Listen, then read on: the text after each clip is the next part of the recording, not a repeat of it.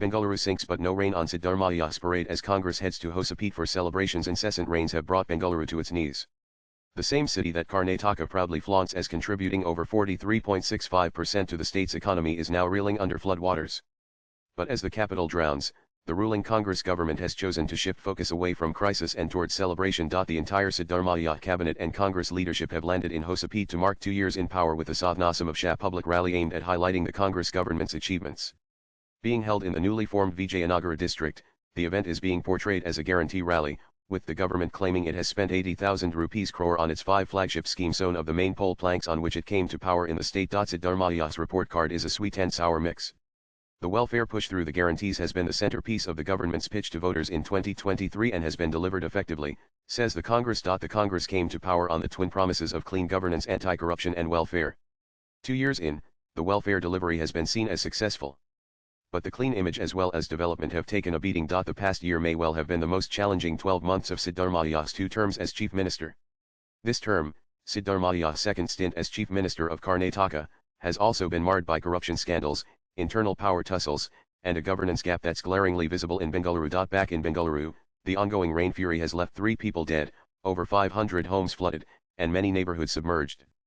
Poor drainage has paralysed infrastructure, submerged underpasses, and created traffic snarls stretching kilometers. When asked about the crisis, Siddaramaiah and his deputy, Shivkumar, downplayed concerns. We cannot control rains or nature, he told News 18, but we can ensure people's safety, and that is being done by the agencies.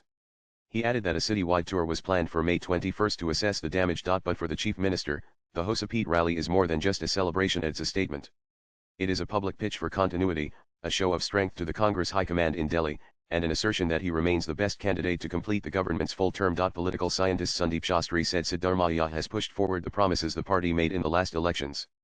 But this term, he's had to deal with corruption allegations, something he hadn't faced in the past. That's been a major setback. Responding to those charges has dented his image and slowed him down. He's had to spend more time firefighting than governing, said Shastri. That term, however, hangs on a delicate power-sharing equation. When the Congress returned to power in 2023, it was said that under an unwritten understanding between Siddaramaiah and D.K. Shivkumar, a 2.5-year split of the chief ministership was agreed upon to end the standoff between their factions. Shastri adds, regardless of whether there was a formal agreement on a power-sharing deal, it is imperative for the chief minister to show what was promised and what has been delivered. The additional challenge is that there's talk about him having to make way for someone else. That makes it all the more necessary for him to justify his performance over these 2 years and, indirectly, argue why he should continue. Siddaramaiah was seen as the main face of the election campaign in 2023. Shivkumar, as the state party president, was its engine mobilizing grassroots support and building the party's statewide machinery.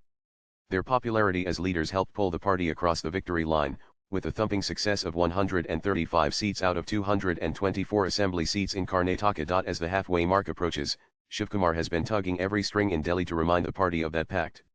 Siddaramaiah, meanwhile, has been working hard to present a performance strong enough to justify his governance. Siddaramaiah is also a chief minister who declared that the 2023 election would be his last. That has only fueled speculation that Shivkumar could be next in line to lead the Congress in Karnataka. But for now, Siddaramaiah remains firmly in charge. In March 2025, he presented his 16th budget, more than any CM in the state's history. With over 7 years in office across 2 terms, he is inching close to surpassing D. Devraj Urs as Karnataka's longest-serving chief minister. Unlike his relatively unblemished first term from 2013 to 2018, Siddaramaiah's second innings has unfolded under constant oversight from the Congress High Command. From key decisions to damage control, he has been in frequent consultation with party president Mallikarjun Kharge and leader Rahul Gandhi. However, Shivkumar's USP is as the man with organizational skills. One who also brought the Congress to power even in neighboring Telangana, an organization man who will lead the party from the front. As one Congress leader from the Shivkumar camp said, this is the time for Shivkumar to assert and get his chance to become chief minister. That will pave the way for the next election for the Congress to win again, as he will lead it like a general from the front lines. Despite the setbacks, Siddaramaiah's camp continues to push the Karnataka model, a blend of welfarism, social justice, and fiscal management as a blueprint that other states have followed as his USP. At the core of Siddaramaiah's administration are the 5 guarantee schemes: Gruhalakshmi, Shakti, Gruhajyoti, Annabhagya, and Yuvandi. Despite questions around financial sustainability, these schemes have had clear on-ground impact, especially among women, the unemployed, and low-income groups. Their success helped the Congress bag 9 Lok Sabha seats in Karnataka in 2024, up from 1 in 2019 parliamentary polls, and sweep 3 assembly by polls. It is the guarantees that have given people disposable income in their hands. It empowers them, brings them back to their feet, and today we are able to build a stronger state.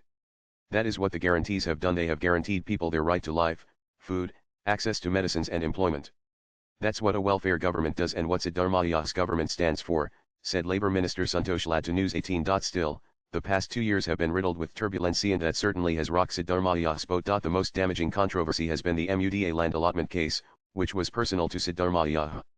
For a politician who did not want his political career to be blemished with corruption charges, the MUDA case certainly dented his image. The scandal involved residential sites in Mysuru being allocated to Siddaramaiah's wife. Though she returned the sites, the political damage was done.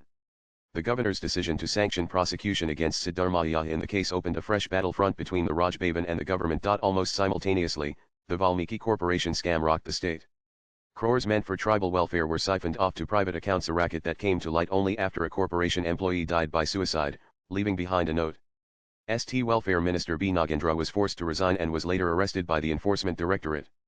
NCID was formed and recovery was initiated. Then came another embarrassment. Cooperation Minister K. N. Rajnana claimed nearly 50 politicians had been honey-trapped, including himself. The dramatic revelation dominated headlines, but 2 months on, there's little to show for it, further denting the government's credibility. The administration's fatigue is most evident in Bengaluru. Despite big-ticket announcements like tunnel roads and sky decks, the city is still buried under garbage, potholes, broken footpaths, and a crumbling civic system. Shivkumar, who handles the Bengaluru development portfolio, has promised sweeping reforms, but the ground reality remains unchanged. The government has pitched the Greater Bengaluru Governance Act (GBGA) as a structural fix, proposing to break BBMP into smaller zones and bring both the CM and DYCM into more direct control.